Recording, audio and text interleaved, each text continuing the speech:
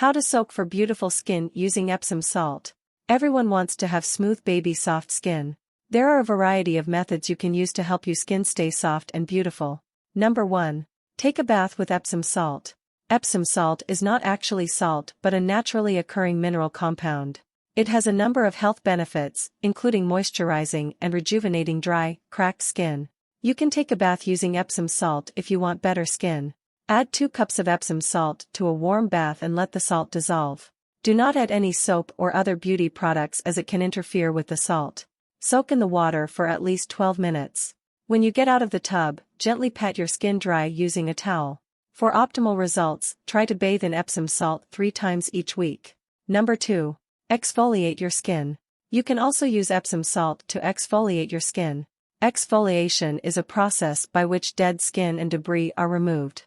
Many people exfoliate their faces on a regular basis to keep skin clear and prevent acne. While taking a shower or bath, mix Epsom salt in with bath gel or shampoo and rub the mixture over rough patches of skin like the elbows and knees.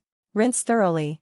If you want to exfoliate your face, mix in half a teaspoon of Epsom salt in with your regular cleansing cream and then use as usual. Number 3. Add baby oil or olive oil to Epsom salt mixtures. If your skin is particularly dry, try adding baby oil or olive oil to Epsom salt mixtures.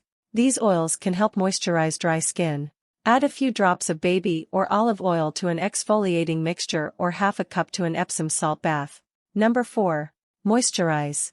When you finish using Epsom salt, always moisturize. Using a quality lotion can replenish any oils lost from the exposure to water. While Epsom salt is good for the skin, it can easily dry out your skin during the exfoliation process. Look for lotions that are hypoallergenic and non-comedogenic if you have sensitive skin or are prone to acne breakouts. Thanks for watching my videos. Please subscribe, like, and share.